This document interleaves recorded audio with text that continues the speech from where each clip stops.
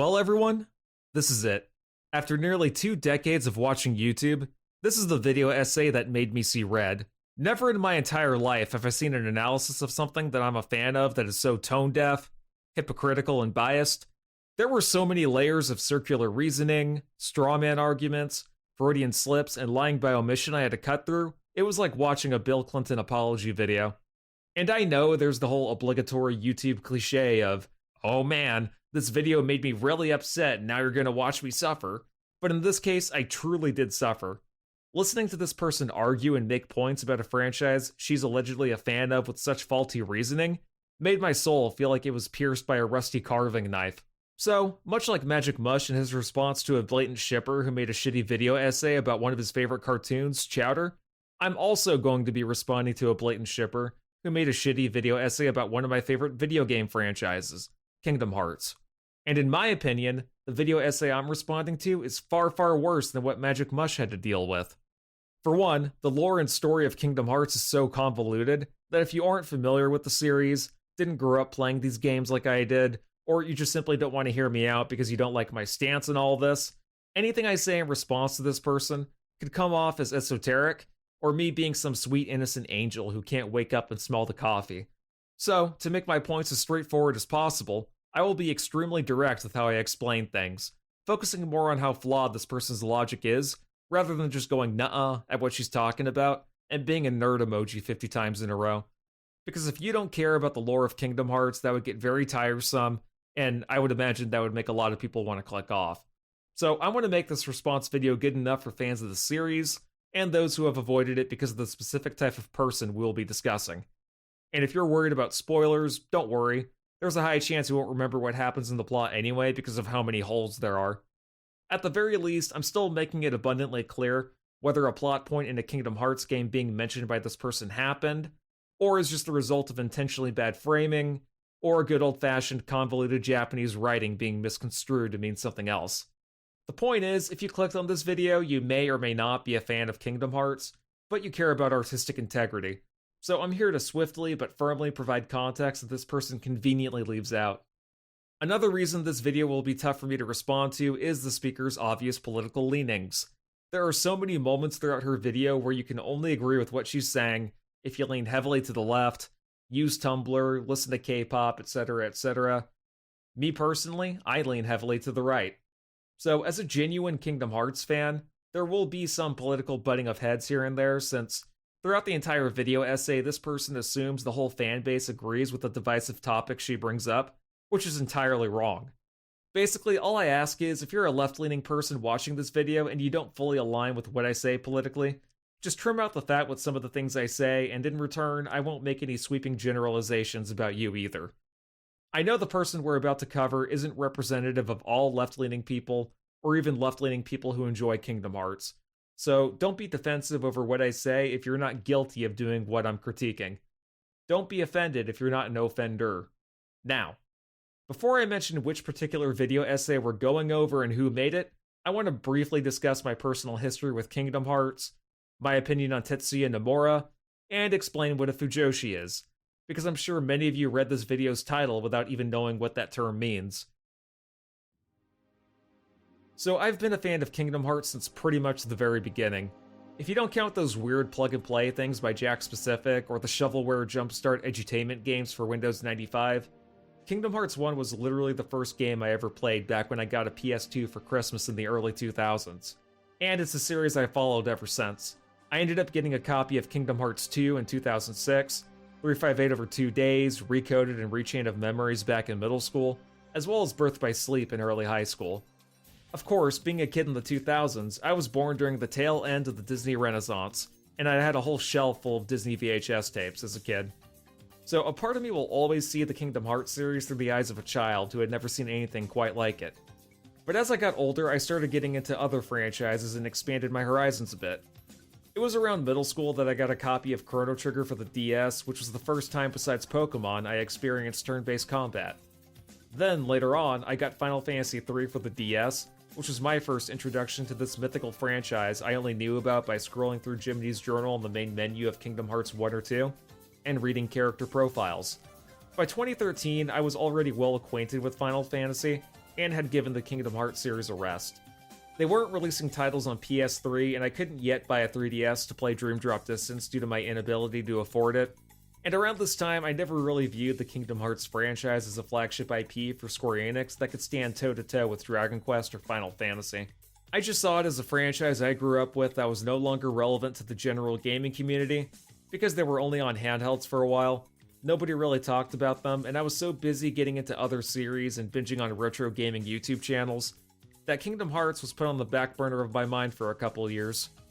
Of course, that would all change once the HD remasters came out, and it brought a big smile to my face seeing those retro gaming channels I followed review Kingdom Hearts with the same sincerity and merit as any other respected IP by Square Enix. So after being into Final Fantasy for a while, I was ready to go back and re-experience this franchise I followed since I was 8, with the context of Final Fantasy being fresh in my mind. So yes, the Kingdom Hearts to Chrono Trigger to Final Fantasy to Kingdom Hearts pipeline is real. And to my surprise, in terms of pacing and gameplay structure, Kingdom Hearts 1 was shockingly parallel to Final Fantasy X, another game that got remastered the exact same year, which also became my favorite entry in that specific series. So yeah, I like Kingdom Hearts, and to this day, I still think Kingdom Hearts 2 is my favorite game of all time. But despite my appreciation for this franchise, I've since conceded that the plot is not only convoluted, but also poorly written. Very poorly written. So unless they do a soft reboot and completely start the story over from scratch, I only really play Kingdom Hearts for the gameplay and the fusion of Disney tropes with Final Fantasy tropes, which, in my eyes, worked incredibly well for Kingdom Hearts 1 and 2. Kingdom Hearts 3, not so much. And it's all thanks to this guy. Regarding Tetsuya Nomura, you'll typically get one of two opinions about him depending on who you ask. Some people, usually older fans who grew up during the PS1 era, believe he ruined Square because they think he's a shitty writer and a shitty director stuck in 2003. Others, usually younger fans who grew up during the 2010s, have more respect for him, since he's basically the mastermind in charge of Kingdom Hearts, The World Ends With You, and the Final Fantasy VII reimaginings, 3 projects that a lot of people seem to like. However, I'm personally in the middle of the road with Nomura. I do like him as an artist, and I do have a nostalgic guilty pleasure for shit like Final Fantasy Advent Children, and the whole edgy emo tropes he throws in for Kingdom Hearts and The World Ends With You. But at the same time, he's also why modern Final Fantasy doesn't play or feel like Final Fantasy, and why that series stopped being amazing after 10, and became more mediocre after 10 too. To put it bluntly, I think Tetsuya Nomura is a fantastic artist, a questionable director, but a completely horrible writer. As far as that last point goes, this should be obvious, but I'm not going to address specific examples, at least not yet. For now, just keep in the back of your mind that despite what other dedicated Kingdom Hearts fans will tell you, I'm telling you as a dedicated Kingdom Hearts fan, the plot is beyond repair, and it's thanks to Tetsuya Nomura. And my goal with this video isn't to make the story of Kingdom Hearts look less like shit, by the way. I'm simply defending the shit story from being seen through a false lens that adds more confusion. The third and final thing I want to bring attention to before fully diving in is the word Fujoshi. What's a Fujoshi, you may ask? Well, there's no easy way to explain it without coming off as insulting, so here goes. I'm gonna rip off the band-aid and tell it to you exactly how it is. Do you remember that fat dude riddled with acne who sat in the back of the classroom wearing an anime shirt while performing card tricks? Well, replace his card tricks with tarot cards, replace his anime shirt with a Hell of a Boss shirt, and replace his penis with a vagina. That's what a Fujoshi is. They are the female equivalent of the dude who's way too much into anime and fanfiction, and it's to the point where it warps their entire worldview. And for the record, these Fujoshi only represent a small vocal minority of female JRPG players. I wouldn't even consider female JRPG players who gush over a fictional character like Sephiroth to be a Fujoshi either.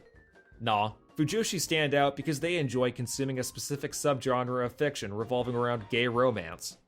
You know, the type of gay romance that appeals more to straight women when they're hot and bothered and borders on softcore porn.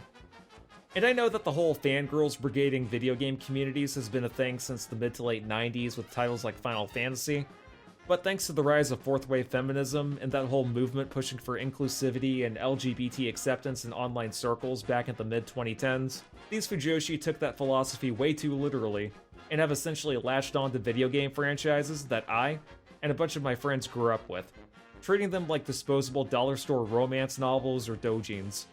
They act like they're the only ones who truly understand what these games are about, and if we mock their blatantly ignorant, uninformed opinions, they call us some kind of made-up buzzword to deflect from the truth of what's really going on here.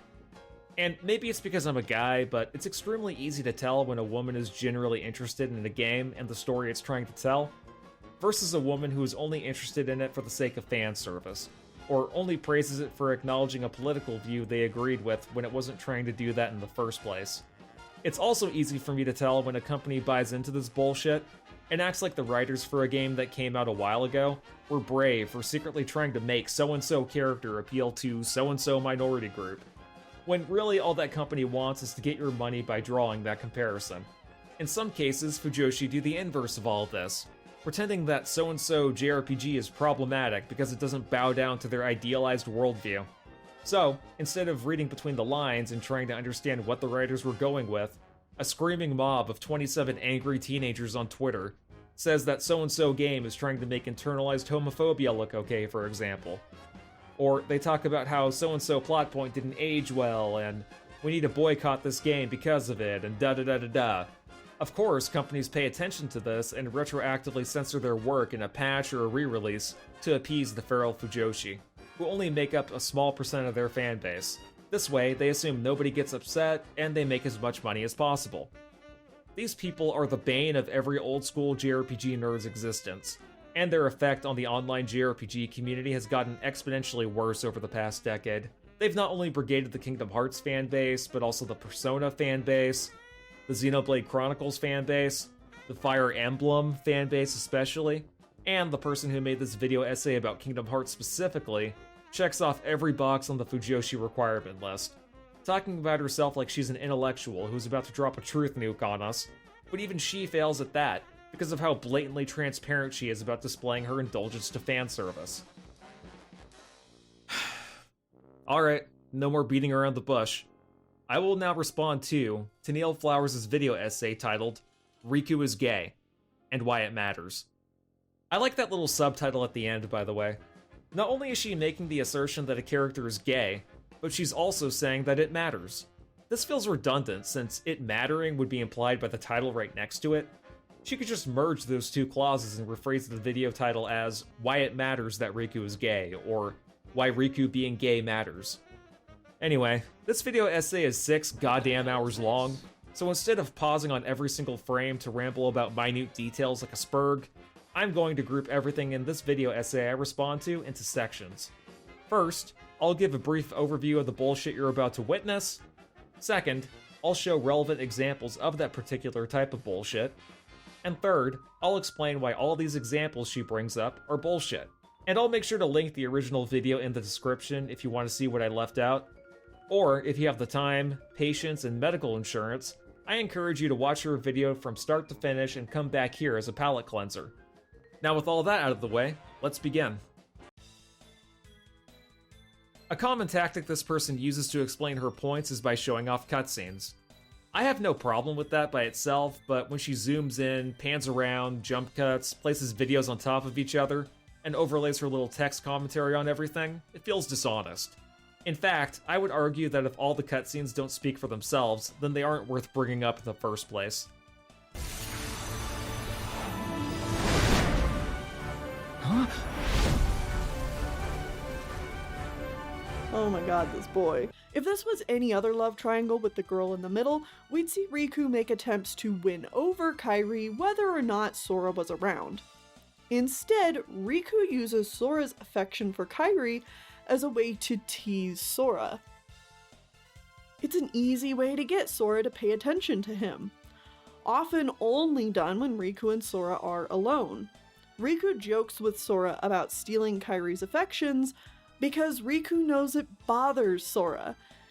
And it bothers Sora because for years, Sora and Riku have been competing to one-up each other. Kairi just kind of happens to be the unfortunate middleman in this current crosshairs of that competition.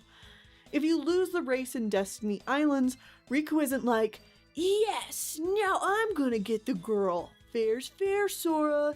He's like, I was just kidding, bro. You should have seen your face, bro. It was just a joke. Don't get so bent out of shape, bro. Riku, honey, please see a therapist. You know, Riku has changed. You know, I was a little afraid at first.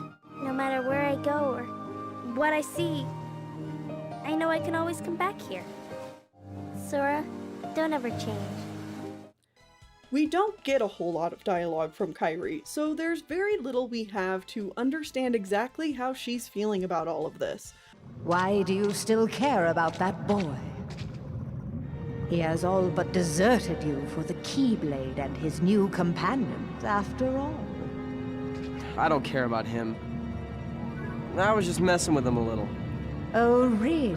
Of course you were. Beware the darkness in your heart.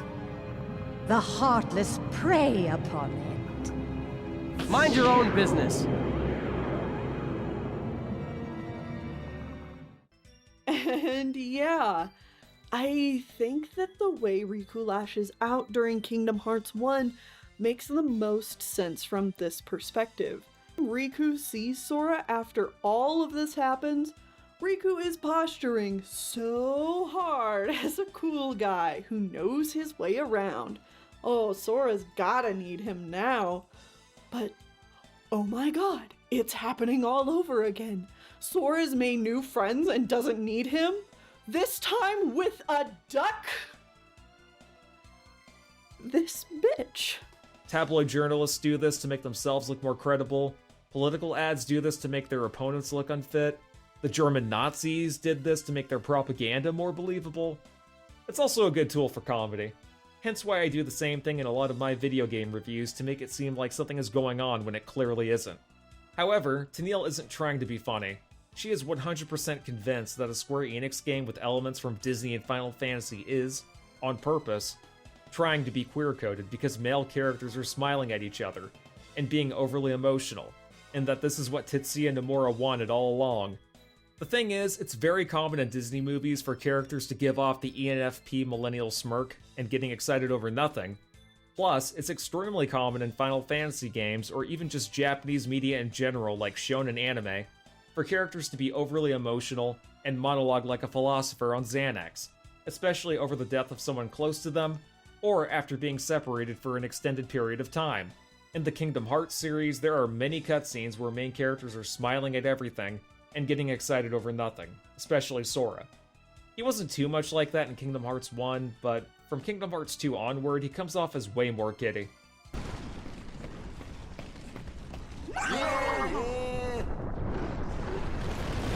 Ahoy! Treasure, mateys! Beyond this door is a world filled with wonders the likes of which you've never seen. At first, I couldn't believe my eyes. Everything was so fresh and exciting. Come on, just open it! That's what really annoys me. It's one thing to have a personal headcanon about Kingdom Hearts because it helped you realize something about yourself, or because it's not explained, so you have to come up with the best answer possible. But when there is an answer for something that goes against how you view the piece of media you're analyzing, and you play it off like it's nothing in your video essay in order to convince people that this gay romance thing is really happening, it's incredibly disingenuous. If these moments happened more in isolation, and Sora had a less kiddie personality, I could understand the subtext Tennelle is trying to bring up, but that is not what's happening. There is more of a genuine chemistry between Sora and Kairi being shown, not just told.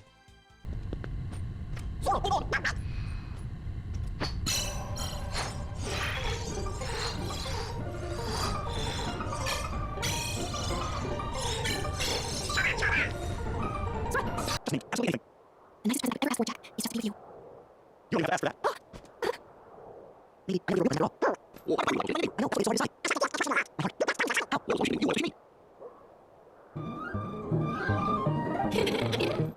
This is also part of the reason why I never got into MatPat and his game theory videos, because while you could argue that, oh well, it's just a theory and it's not meant to be taken so seriously, if the theory is trying to answer a question that already has an explanation, why even make the theory in the first place?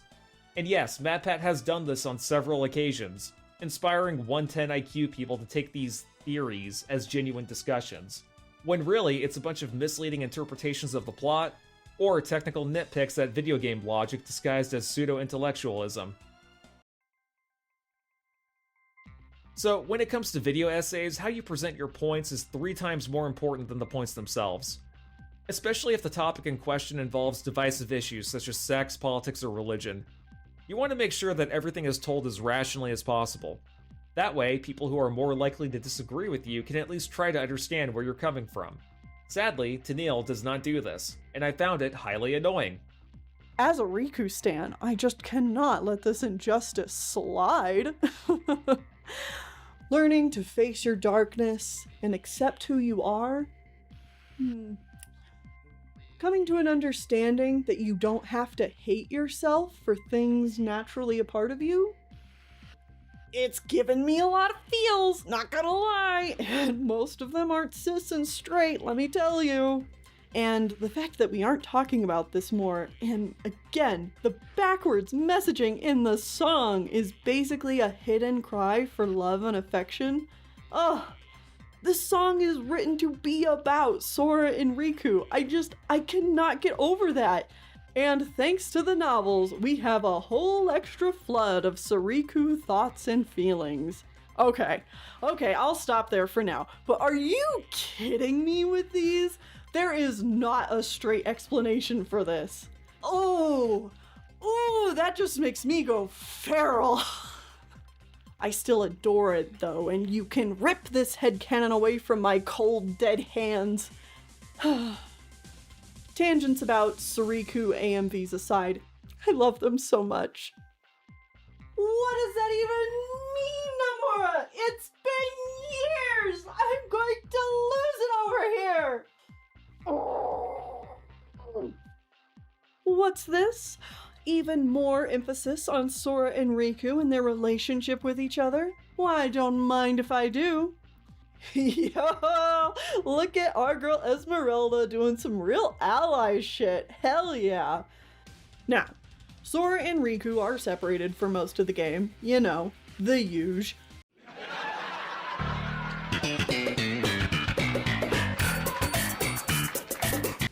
Now again, if this video essay were meant to be nothing more than a chick explaining her personal headcanon, why she ships these characters, or how Kingdom Hearts helped her discover something about herself, I wouldn't have cared. So long as she understood the difference between the fantasy of what she sees and the reality of what the game is presenting to the general player. But when you are serious about a video essay like this, and you want some random asshole like me to agree with you on Riku being gay and why it matters, you probably shouldn't show footage of your yaoi time lapses in the background, squeeing like a teenage girl over everything, and bringing up the potential counterpoints to your arguments, only to write them off by being like, although, or but, with your rant Sona giving a smug shit-eating grin. So which is it? Is this meant to be a serious video essay, where Tennelle talks about the alleged romance between Riku and Sora, or is this all just a blatant Fujo shit doing a self-report? You have to assume the former based on the video's title, but the content of the video essay itself is a mix of both. Every time Tennelle does these fangirlisms, it convinces me more that her making this topic a serious discussion isn't being true to her actual feelings. In her intro, she mentions that Kingdom Hearts isn't meant to be a pure romance story, or a dating sim, that it's meant to be a game about action, and da-da-da-da-da, but let's be real here, Tennelle. If Kingdom Hearts were a romantic visual novel, or there was a serious acknowledgement of Sora and Riku being romantically involved, you'd be all over it like stink on shit. With all of that said, I honestly don't know if we'll ever get a true confirmation from the series itself. I can't say with 100% certainty that that is where the series is headed. I think it is, but none of us will really know until it's said and done. I would positively explode with joy if it did happen. Not just because I think it would be an amazing payoff for all this build-up over so many games, and wonderful and amazing, but it would also be a huge step forward in representation across the world and the games industry and Disney and Japan. It would be huge. And don't worry, I will talk about the Kingdom Hearts novelizations and what I think about those later, but for now, I want to point out that it's not what she's saying that bugs me, it's what she's refusing to say. It's obvious that she played Kingdom Hearts during a time when she was living on Tumblr and fanfiction.net. I don't know how old this person is, but her YouTube account was made in 2012, so I'm going to be generous and say that if she's well into her 20s, it's pathetic that she's still doing this shit. So this is going to be a very open and shut case. Tennelle Flowers says that she isn't trying to make the darkness inside Riku's heart a direct metaphor for him being gay. And again, I want to say that I don't think the darkness in Kingdom Hearts is always a metaphor for queerness, because it's definitely not. Or that being LGBT+ means that you have darkness. I'm saying that in Riku's case specifically, this has been his darkness. And his darkness is more so connected to not accepting himself rather than being gay. But for a majority of her points, she constantly equates the darkness inside Riku's heart to Riku being gay. They are willing to literally stay in hell together after they have saved the world, and that's fine with them as long as they're with each other. These are romantic tropes. This is the core of the series, and all of the biggest emotional catharsis is given to these two. Riku's darkness is about a lot of things. His regret, his guilt, his pride, his jealousy. He is a surprisingly immoral guy after all. But I don't think it's a stretch to say that darkness is also about his denial of feelings towards Sora and his own lack of self-acceptance. And that's the kind of darkness that a lot of us in the queer community can relate to. And just like that, Riku chooses to keep his darkness. He chooses to stay awake and face it himself rather than take Naminé's easy solution. A solution that would wipe his slate clean without him having to work at it. But Riku wisely chooses the more difficult path in order to protect Sora and atone. And from this point forward, Riku devotes himself tirelessly to protecting Sora while he sleeps. Riku still has a long journey to make, but at this new step in his journey, Riku's been humbled and has learned to accept himself, darkness and all. Darkness is also about his denial of feelings towards Sora and his own lack of self-acceptance, and has learned to accept himself, darkness and all. Hold up. Wait a minute. Something ain't right. She even has a fake game screenshot of Riku saying that on her Twitter profile. Regardless, whether the darkness in Kingdom Hearts is a metaphor for being gay in general, or specifically Riku and his alleged repressed homosexuality, it has some pretty bad implications. It even contradicts some of the points Tennelle makes, especially in Kingdom Hearts 2 and Birth by Sleep.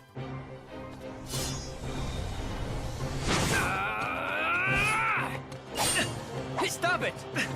The match is over!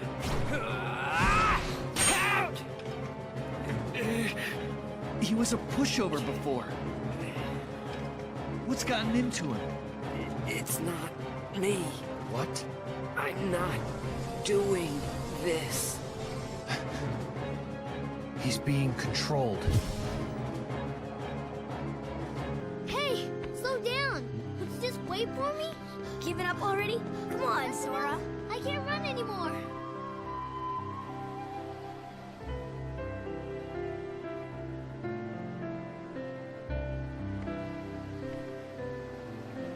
Light. Was I guided here in order to meet that boy?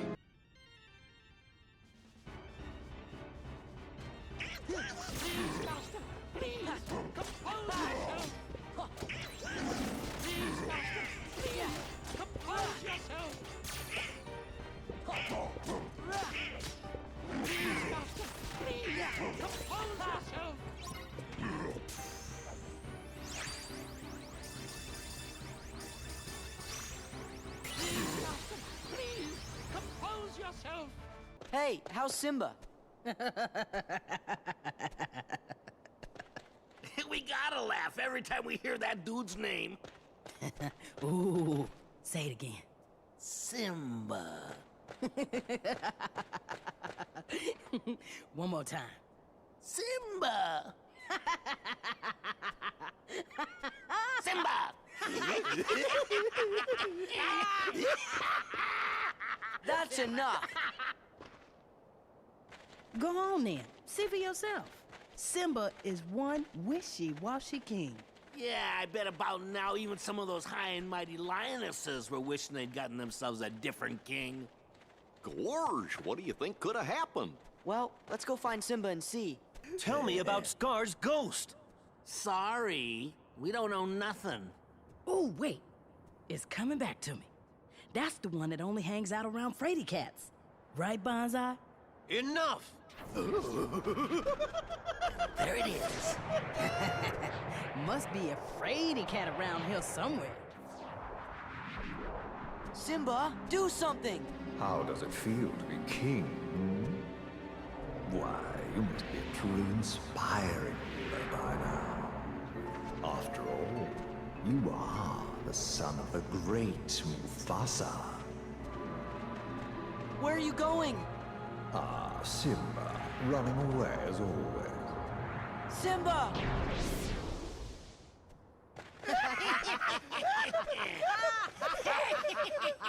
Gosh, Rafiki was right. You mean Simba's still unsure? While all this would be pretty hilarious to meme about, no.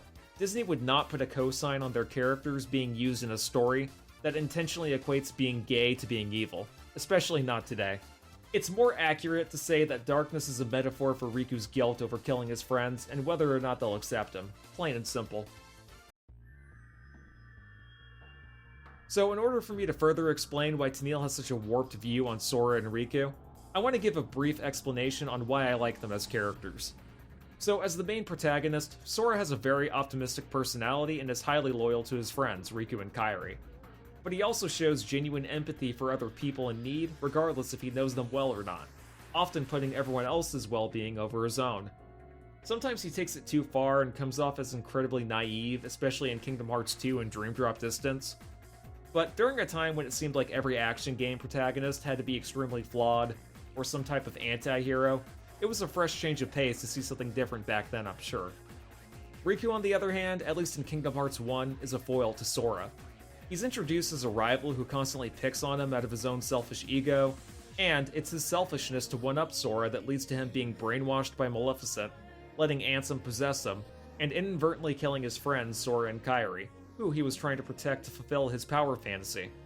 Near the end of the game, Riku realizes he messed up, which kickstarts his redemption arc of repenting for what he did, and being paranoid about whether or not Sora will forgive him. And I like this dynamic, by the way.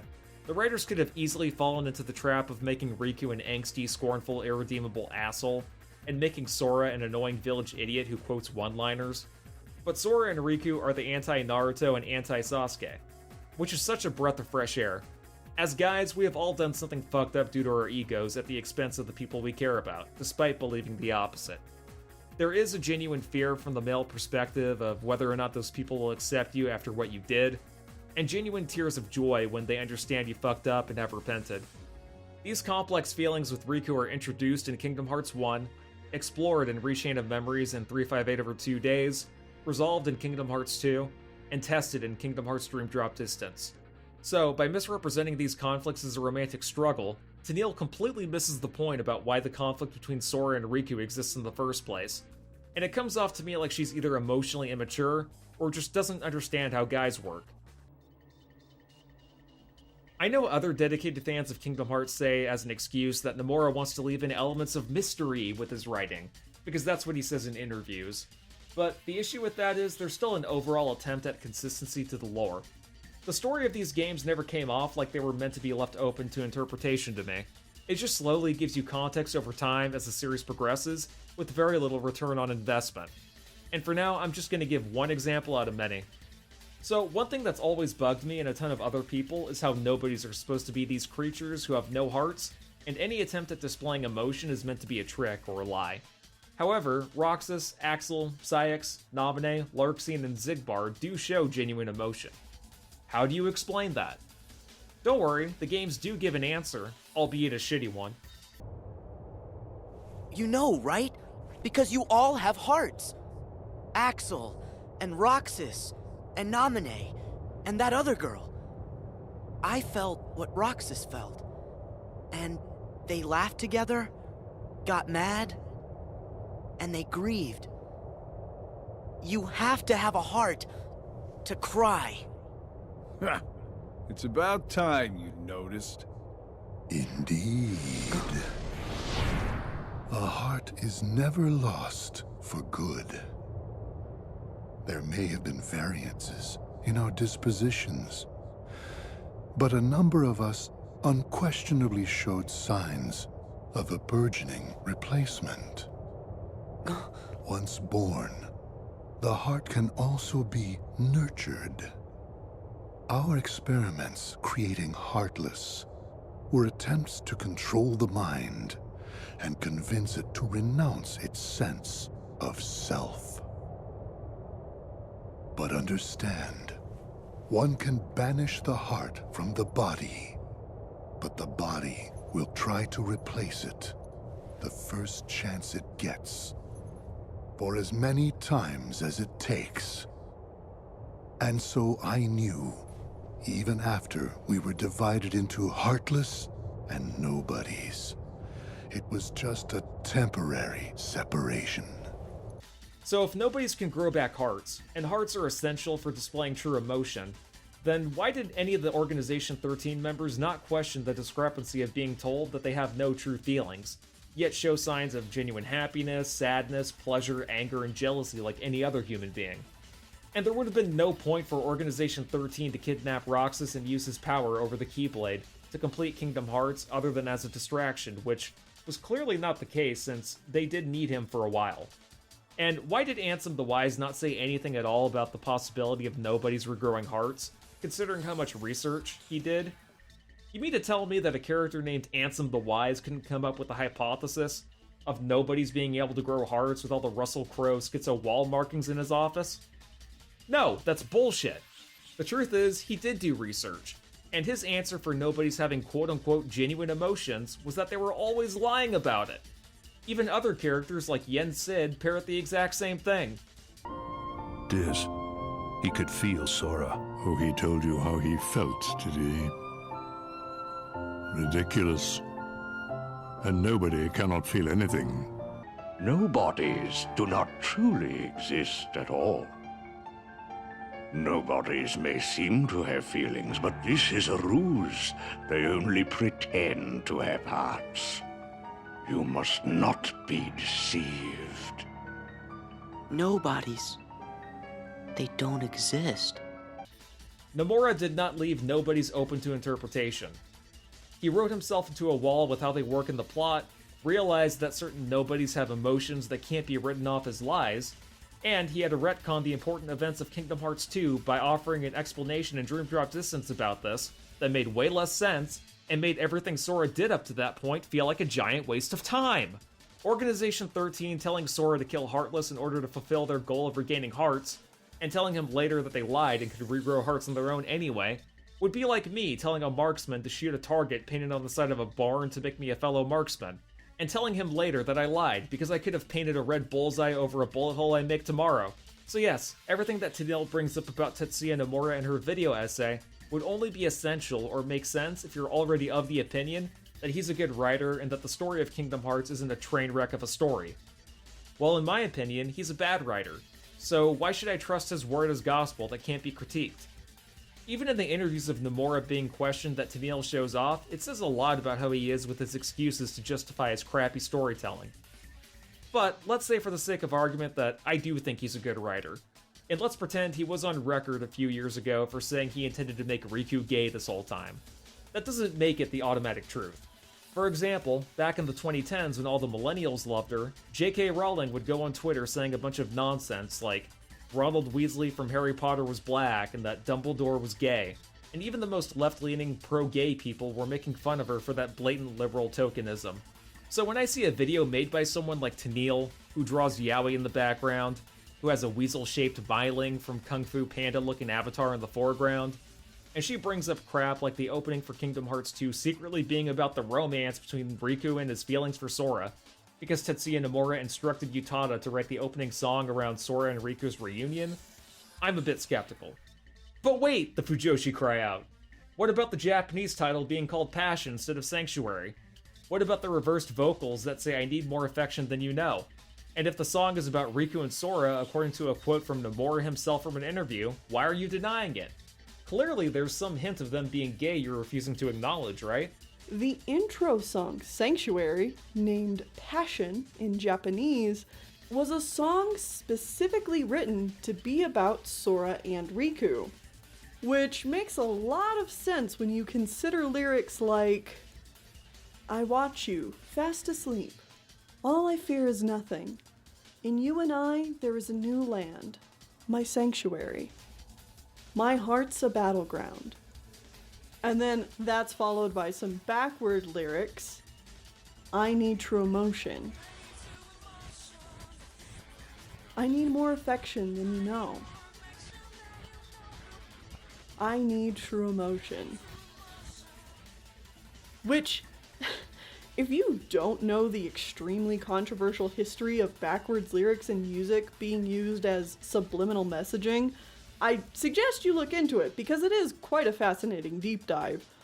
But the purposeful choice to make backwards lyrics about hidden feelings and a need for true emotions is probably one of the most romantically coded things I've ever seen. And just to be clear here, these aren't incidental backwards lyrics either, where your ear is tricking you into hearing something that sounds normal when played the correct way. These lines were recorded separately and reversed to fit into the song this way. A bit of songwriting genius, if you ask me, even if it is a bit haunting to listen to the song backwards to get the full message. Back to it though, we also have more great lyrics like, you show me how to see that nothing is whole and nothing is broken. My fears, my lies, melt away. I'm just gonna say it, this is all pretty clearly from Riku's point of view, and the fact that we aren't talking about this more, and again, the backwards messaging in the song is basically a hidden cry for love and affection. Ugh, this song is written to be about Sora and Riku. I cannot get over that. Yes, you would have to read the Kingdom Hearts 2 Ultimania and interviews with Nomura to find that out specifically, but even if you're just paying attention to the lyrics, it all makes sense. Well, first off, Utada wrote the English version of the Kingdom Hearts 2 opening first because the lyrics were easier for her to come up with. The lyrics being easier to write in English were her words, not mine. So, bringing up the Japanese version for the title name is pointless. But let's say for the sake of argument that the Japanese version of the Kingdom Hearts 2 opening is the canon opening. You do realize that passion has multiple meanings, right? Second, for a song that was instructed by Nomura to be written about Sora and Riku's reunion, you really don't see a lot of that in the actual opening. It's mostly a recap of the events leading up to Kingdom Hearts 2 and Kairi being alone on the beach, waiting for somebody. They show Sora, Kairi, and Riku being friends, lying on the beach, holding hands, emphasizing Kairi and Sora's hands because there might be something slightly different than friendship there. Looking back at the quote from Nomura, nowhere does it say that the reversed vocals were directly related to Riku's perspective. You can somewhat interpret it that way, but the song being about Sora and Riku's reunion isn't even hinted at on screen. So how would you know unless that bit of context was given beforehand? Don't you think it might be possible that the normal lyrics were for Riku, and the reversed, more romantic lyrics were made for Kairi? This would be symbolic of the fact that Kairi doesn't remember who Sora is at the beginning of the game after all because of the amnesia going on. It might be possible that she came out with something completely different than what Nomura had instructed, which happens all the time, especially with music during game development. It's not like Nomura was a fly on Utada's wall, ensuring she included elements of Sora and Riku's reunion, and she doesn't directly work for Square Enix. She does her independent gigs, has her own career, and Nomura even doubted that he could get her back to sing the opening for Kingdom Hearts 2 because of her tight schedule. All Nomura did was give her a prompt, she wrote the song at her own leisure, and the Square Enix devs animated an opening based on whatever Utada gave them. Yeah, sorry, unless Nomura or Utada come out and be more specific, I'm not going to say that quote is the smoking gun to Riku and Sora's romance being canon. Of course, the opening to Kingdom Hearts 2 isn't the only example Tennelle brings up to prove her point. She draws parallels between Sora and Riku ending up in Hollow Bastion the same way that Belle and Beast do, and Riku traveling to Castle Oblivion because his heart was calling out to Sora. She also mentions the one scene at the end of the second visit to the Land of Dragons in Kingdom Hearts 2, where Sora looks at the connection between Mulan and Shang and compares that to him looking for Riku. What's this? It is a door to the truth.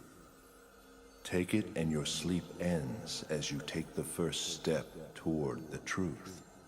But know this, The truth will bring you pain.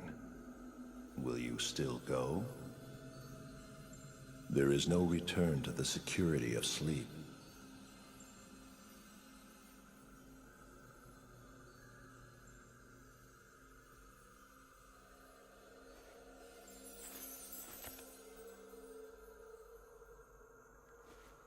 This seemed like a boring place to take a nap anyway. Riku ends up in Castle Oblivion's basement, the place Sora is, and our explanation for how he manages to do this is best explained as a similar method that the Beast was able to use in Kingdom Hearts 1. So tell me, how'd you get here? I simply believed. Nothing more to it. When our world fell into darkness, Belle was taken from me. I vowed I would find her again, no matter what the cost. I believed I would find her. So here I am. She must be here. You mean Sora? Sora is here? What I want to know is why he appeared here in Castle Oblivion. That's really quite simple. His existence resonates with that of another hero.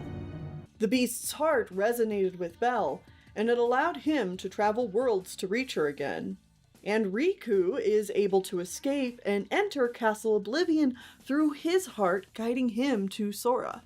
Along Sora's journey, however, not to say that he doesn't care about Kairi's well-being, he absolutely does, his main priority remains to find Riku. Where has Riku gone? Has anyone seen him? Sora even uses his one request from the Emperor of China to ask about Riku. And in the novels, we get a very intriguing little tidbit about how Sora feels during this scene.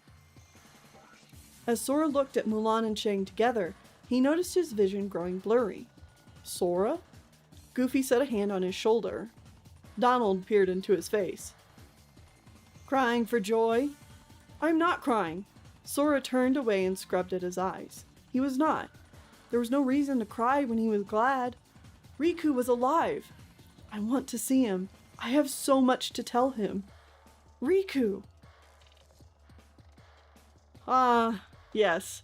That warm, fuzzy feeling you get when you're looking at an extremely queer-coded battle duo Disney couple and you just can't help but cry a little bit as they remind you of your best friend. A totally straight thing to do. So here's the issue with that. The logic behind Hearts and Kingdom Hearts is generally used as more of a plot device or a Deus Ex Machina, much like the Dragon Balls in Dragon Ball Z, or the Chaos Emeralds in the climax of a 3D Sonic game.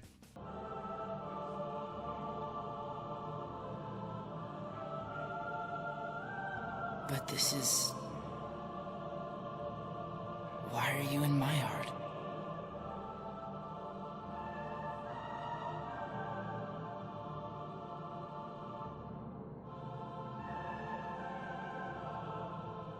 Yeah.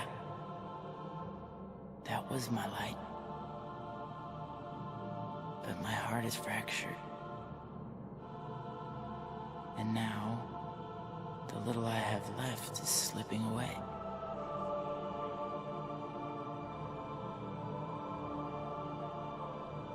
Huh?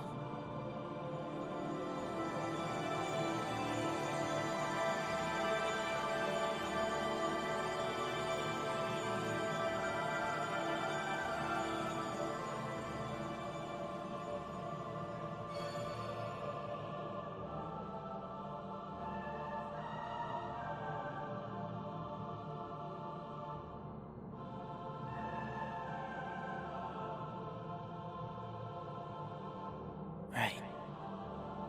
Thanks. Sora, your majesty, do not forget, when I've destroyed them all, this castle shall be mine! Now looky here. Opportunities like this don't come along every day, you know.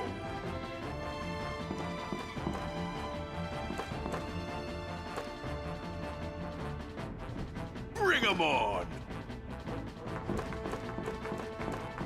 We gotta hurry. But They're doing what their hearts command. We can't interfere.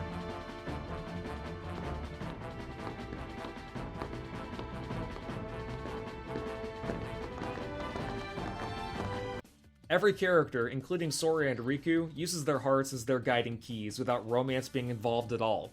So if you're going to use the whole argument of Sora and Riku are in love because their hearts are connected, and bringing up filler moments where they have synonymous moments to characters like Belle and Beast or Mulan and Shang, with regards to their hearts anyway, you better make sure that Maleficent grows a giant Fuda cock and uses it to penetrate the castle inside the world that never was. Otherwise, that's a wasted argument. But forget the false parallels she makes between Sora, Riku, and Disney couples in their shared cutscenes.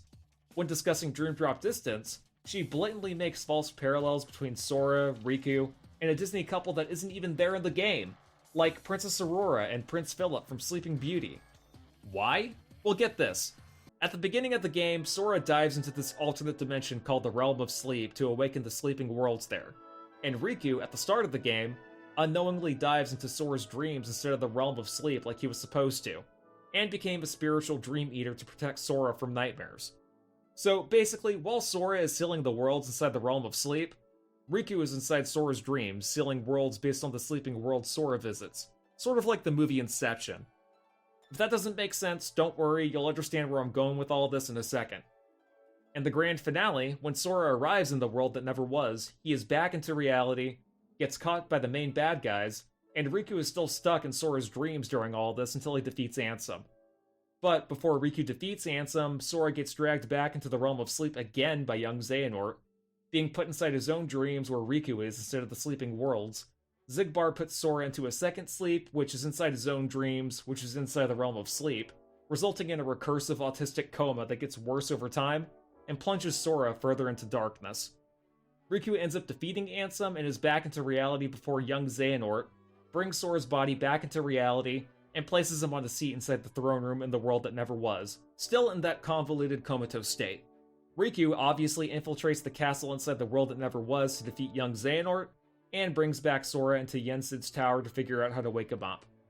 Again, I'm going somewhere with all this, don't worry about whether or not this shit makes sense yet. In the middle of the story, Sora finishes the Fantasia world inside the Realm of Sleep, and Riku finishes the Fantasia world inside Sora's dreams, where they end up completing a version of the song Dearly Beloved, the main theme of the entire franchise, rearranged in a 3/4 time signature that Apprentice Mickey plays, and 3/4 time signatures are commonly associated with waltzes. Okay, now, I'm no expert on music, but consider the following. Number 1, Sleeping Beauty isn't even a Disney world you can travel to in Dream Drop Distance. Number 2, both Sora and Riku are technically unconscious for 95% of the story.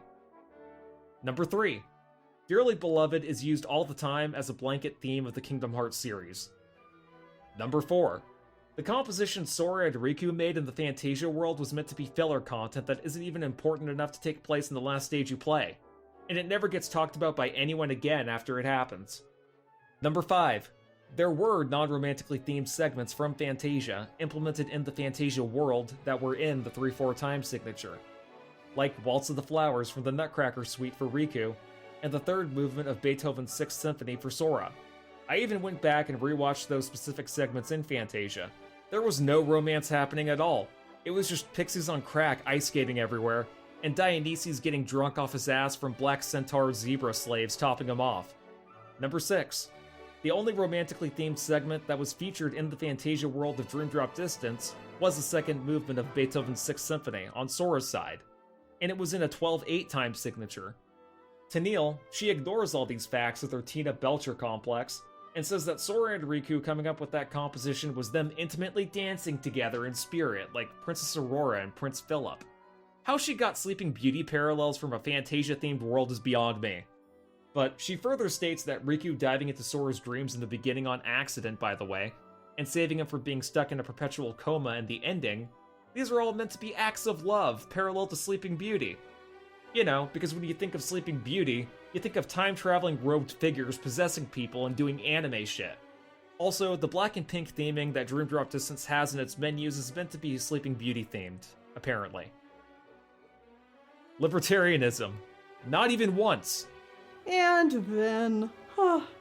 then we get to Symphony of Sorcery, a Disney world based on Fantasia where Sora and Riku have to each find their sound ideas. When they bring them together, it lifts the curse on Mickey. we hear what Sora and Riku's sound ideas make when played together. Dearly Beloved. Thank you, Riku. Say, can we try out that sound idea?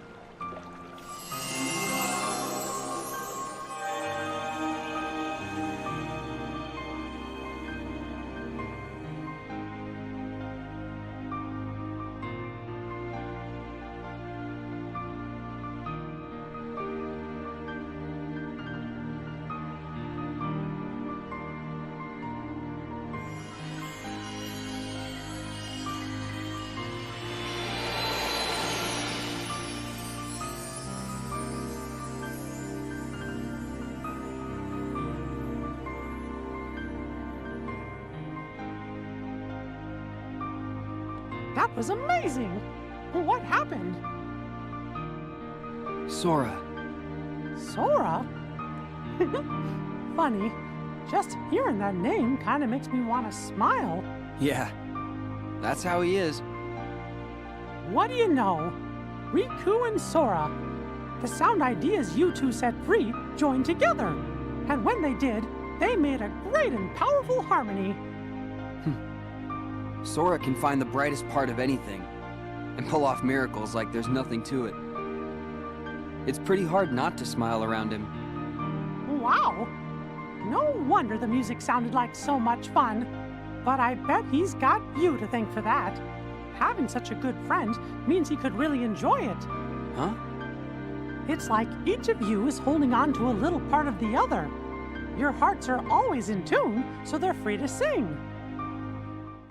When Sora and Riku's hearts are in tune, they create the song Dearly Beloved, the theme song to the entire franchise. A wistful, romantic, yet slightly melancholic tune that has been with the series since the very first game. That Dearly Beloved. And this particular Dearly Beloved, in this scene, is a special composition of the song. Every Kingdom Hearts has a different composition of Dearly Beloved, but this one, just for this scene, is yet another composition. It's very similar to the Chain of Memories version, which certainly piques my interest and makes me think about the necklace theory again, but the fact that it is a specifically new arrangement of this song means that the song choice here was extremely intentional. And there is no way in hell I couldn't bring this up, but the Dearly Beloved composed for this game specifically is in 3/4 time. A waltz. A close, intimate dance reserved for couples out on the dance floor. It's dreamlike, which is very fitting for this game, but it also serves as a metaphor for the game itself. This is about Sora and Riku's dance. Dream Drop Distance has a controversial game mechanic called the drop gauge. This gauge is really just a timer that goes down as you play as either Sora or Riku. When the timer runs out, you begin playing as the other character. But it's more than just a game mechanic. It's the waltz.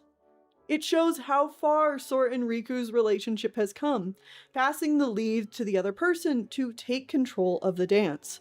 Sora and Riku aren't jealous rivals anymore. They aren't trying to prove themselves better than the other. They are in step with each other. Dream Drop Distance is about Sora and Riku taking their Mark of Mastery exam by diving into the sleeping realm and fixing the problems there. They are intercepted right at the beginning of their dive by the baddies though, and are unknowingly set off course from their mission. Xehanort wants to use Sora as a vessel for darkness and basically kidnaps him without anyone knowing. But Riku, somehow through some secret power, it's love, unconsciously and instinctively realized that Sora was in danger and dove into Sora's dreams in order to protect him. This act of love turns Riku into Sora's Dream Eater, a benevolent spirit that protects against nightmares. This is just the setup, by the way. The premise of this game is Riku instinctively, not even choosing, but doing it without even knowing he's done it, throwing himself in danger to save Sora.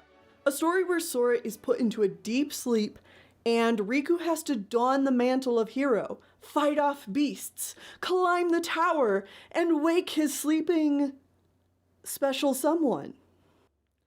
I know you are like you once upon a dream. This is a straight up retelling of Sleeping Beauty with a healthy sprinkle of Kingdom Hearts pizzazz. I swear to God, this is like listening to Excalibur from Soul Eater on shuffle. Tennelle's video essay has quite a few contradictions, but I want to highlight one here. In Dream Drop Distance and Kingdom Hearts 3, when Sora and Riku combine their Keyblades, a Paopu fruit keychain appears on the end of it, and she talks about how that's symbolism of a gay romantic relationship between them. But when she brings up the Paopu moment in Kingdom Hearts 3 between Sora and Kairi, it all of a sudden doesn't mean anything. It's not as romantic as you think, guys, trust me. Now, I'm going to show you those two clips side by side without any editing or commentary, and I want you to tell me which scene comes off as more romantic. Huh?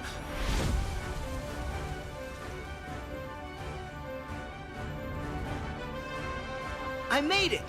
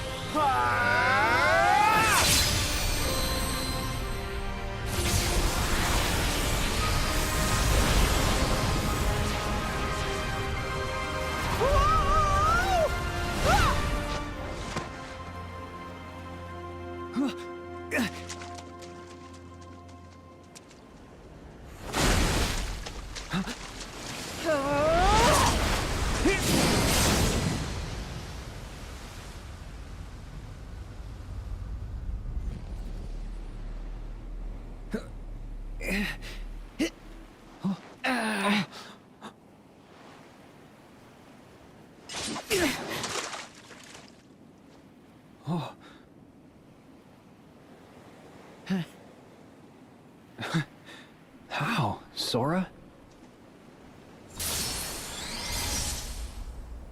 I had a little help. Watch over the king. I've got this. Okay. Hey, why is Riku all alone? He said he needed time to himself. Let's let him be. Here. What? Huh? Oh. Tomorrow's fight will be our toughest yet. I want to be a part of your life no matter what. That's all.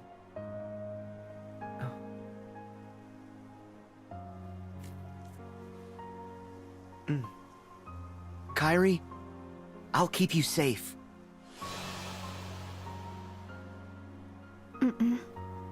Let me keep you safe.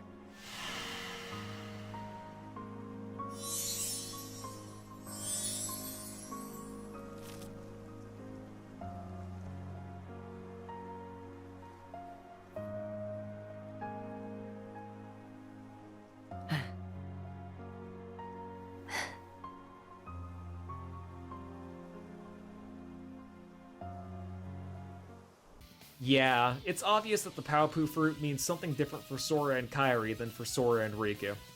For Sora and Riku, it's to symbolize the connection of their hearts combining their strength, and like I said earlier, hearts connecting to each other in this series does not equal romance.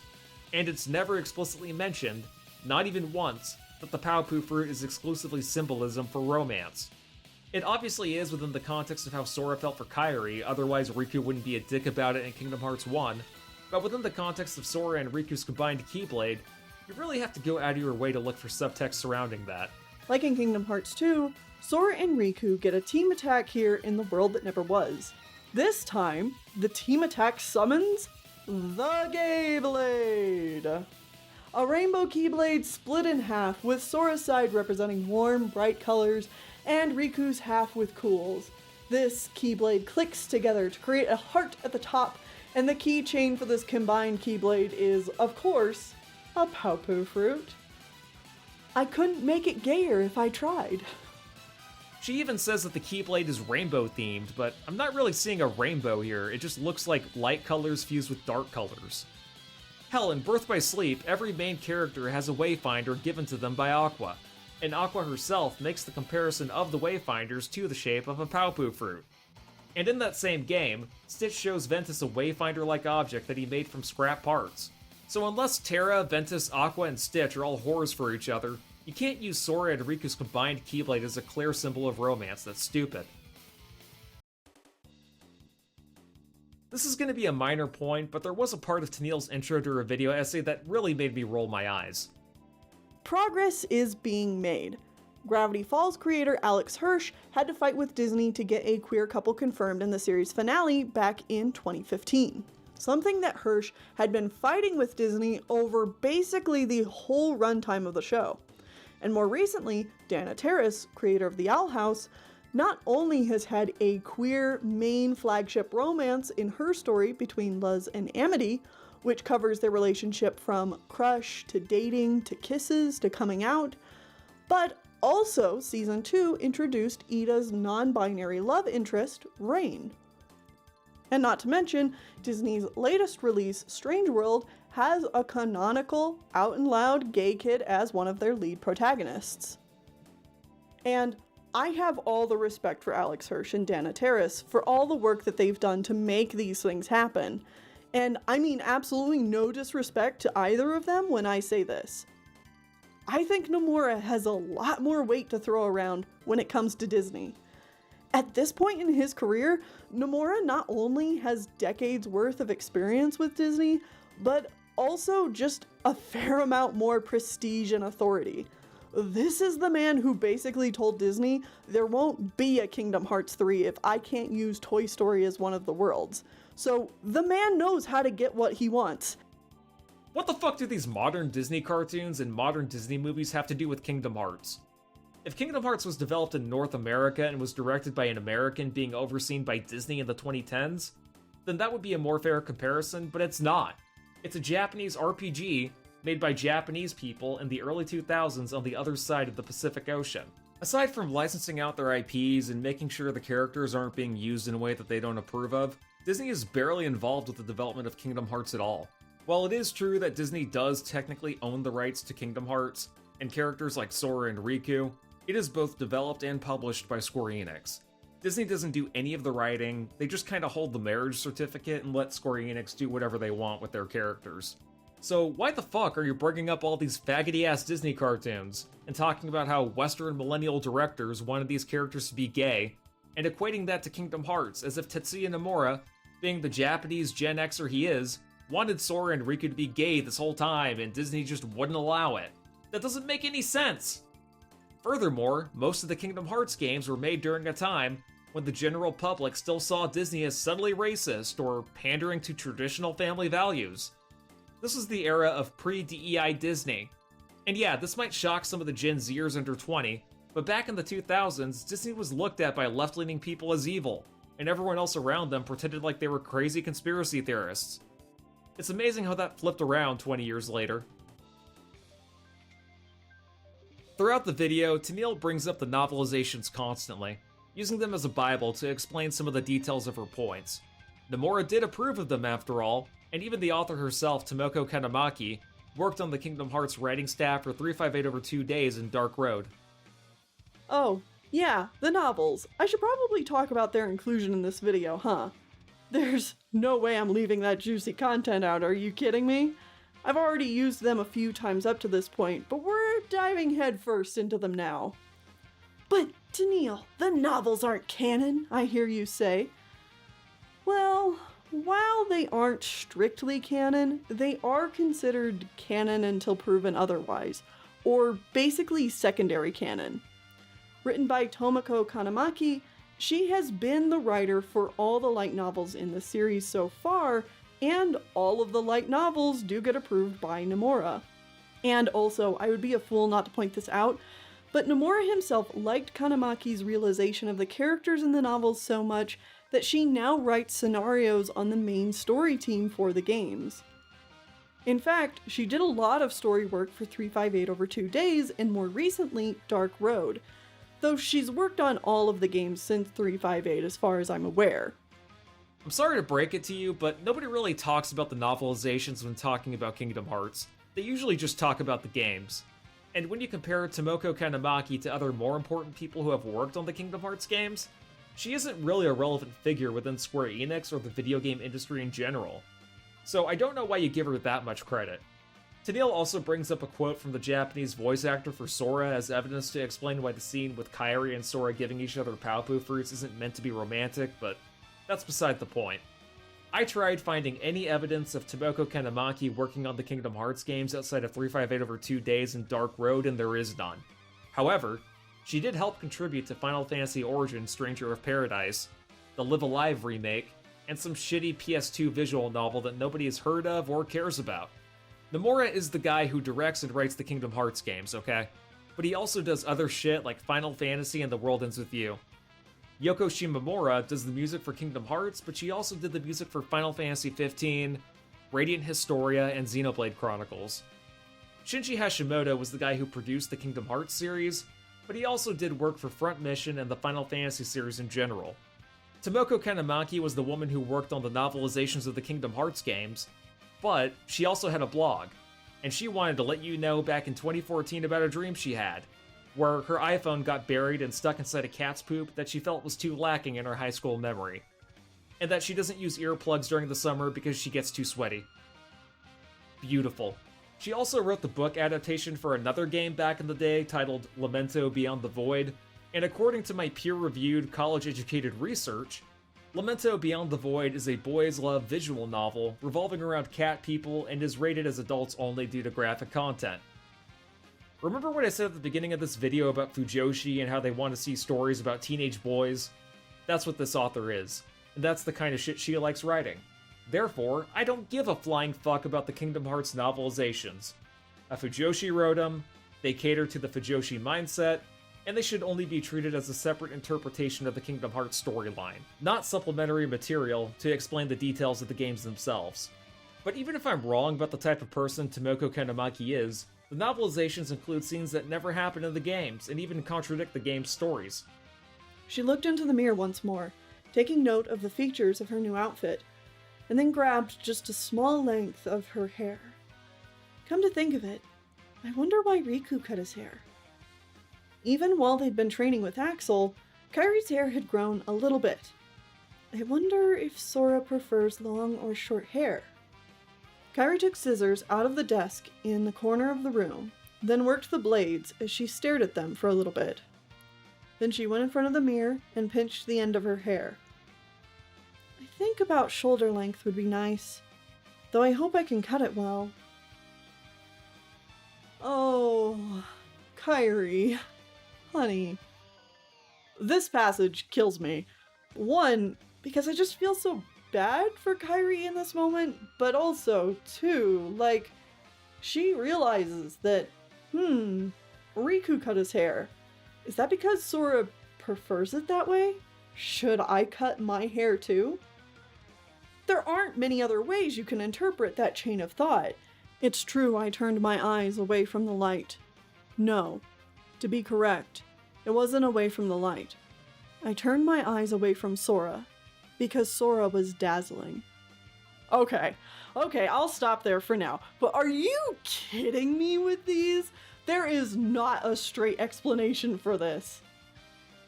He really did want to see Sora and talk, but that was impossible with this appearance. The things that mattered the most were what he couldn't tell Sora. It had always been that way. And the light cuts through the darkness. Light destroys it. Well, no. Darkness is never destroyed. It remains just at the other side of light, quietly, and it's there to make the light brighter. Light shines even more powerfully because there is darkness in the world, while the things that lurk in the dark fear the light, and they hide from it. Darkness didn't come first. Light came first. I think the darkness came into being because of the light. That's the feeling I get when I look at Sora. "You're in a pretty good mood," Axel remarked. Riku glanced up. "Seeing Sora just made you that happy, huh?" "I don't feel like telling you." A little smile crossed Riku's lips as he took another bite. "You know, it's creepy when you smile with that guy's face," Axel said dryly, following suit and nibbling his own ice cream. Silence fell over the room. He paused in his munching to stare hard at Riku, then finally asked, "What is Sora to you?" The question caught Riku off guard. He groped for words. On the sofa opposite him, Namine spoke up instead. "Sora and Riku are best friends." "I won't hold back, and I won't underestimate you. I'll give everything I have to set you free. I was always jealous of you, Sora. I used to feel it all the time, and I'd be lying if I said I didn't still. I believed that feeling was darkness, but now I know it's not. The truth is, it gave me strength, and so did having someone to challenge me.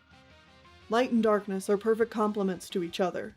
The shadows are always greatest next to the light, and the light shines out brightest in the dark. I know what that means now, truly. When those dark feelings come over you, only your heart can decide whether to let them sink deeper into the darkness or to bring them out into the light of the sun. Accepting both is what it means to have a heart. It's what gives us strength. Even wanting to protect those you care about is a form of pride in a way. I don't think I can honestly say it's not. Same with wanting to be stronger. Joy and sorrow, anger and hatred, whether those feelings become your light or your darkness is for you to decide. The strength of your heart is what allows you to choose.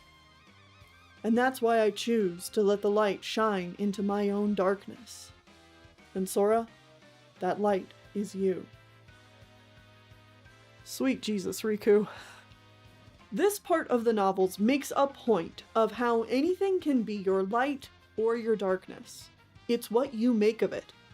Riku's desire to protect Sora and his complex feelings for Sora was initially the light that Terra saw in Riku, but then later it became the source of Riku's darkness. After watching this video essay, doing some digging on the author, and how these novels were written, I'm glad I didn't read them. It's also pretty foolish for Tennelle to say that the novelizations should be treated as canon until stated otherwise, because with that logic, I could say the exact same thing about Riku not being gay. So yeah, overall this video essay by Tennelle Flowers is entirely worthless. There are other things about it that I could have talked about and really wanted to talk about, but again, it was 6 hours long, so I had to be very picky-choosy with what I wanted to talk about. As a fan of the Kingdom Hearts series, I was utterly baffled by the lack of cohesion and the careless points she made that only served to prove herself wrong. Developing fan theories or interpreting a story you like differently can be fun, and I'm not trying to discourage anyone from doing it, but there is an honest way and a dishonest way of going about it. There could be some subtext to derive from throughout the series that Sora and Riku might be more than just friends, but you could say the exact same thing about characters in other JRPG franchises. And for Riku's development and the plot to feel credible, he needs to be platonic friends with Sora, and making them romantic would retcon and dilute the paranoia and genuine guilt over what he did. Kairi is canonically Sora's light. He carved himself sharing Paopu fruits with her, he kills himself to save her, and he daydreams about her constantly in Kingdom Hearts 1. In Rechain of Memories, when the real Naminé asks Sora to remember the person most important to him, the fake Naminé in Sora's memories changes to Kairi, not Riku.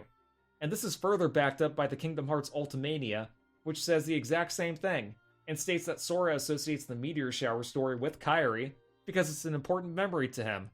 Sora fantasizes dancing with her in Kingdom Hearts 2 in Halloween Town, he's teased by Donald and Goofy about his feelings for her, and he shares Paopu fruits with her in the end of Kingdom Hearts 3 to symbolize their romance for each other. Sora is in love with Kairi, and Kairi is in love with Sora.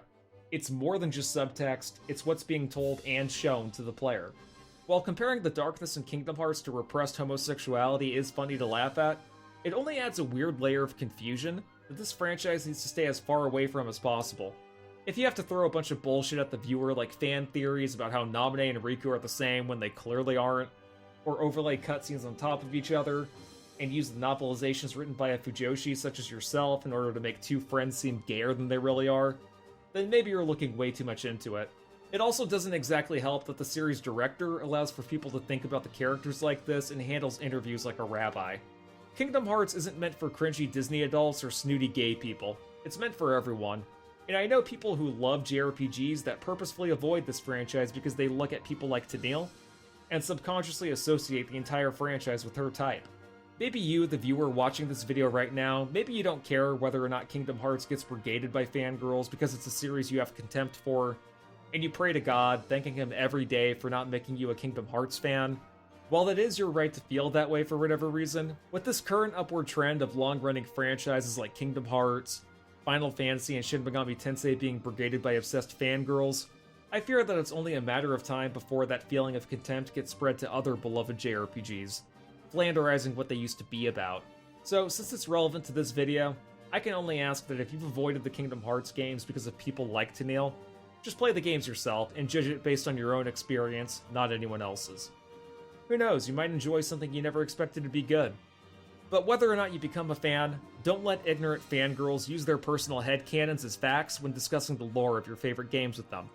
Call it out, and don't let their darkness guilt trip you into apologizing to them, because they would never apologize back to you. So, I'll see you guys in the next video. Peace out.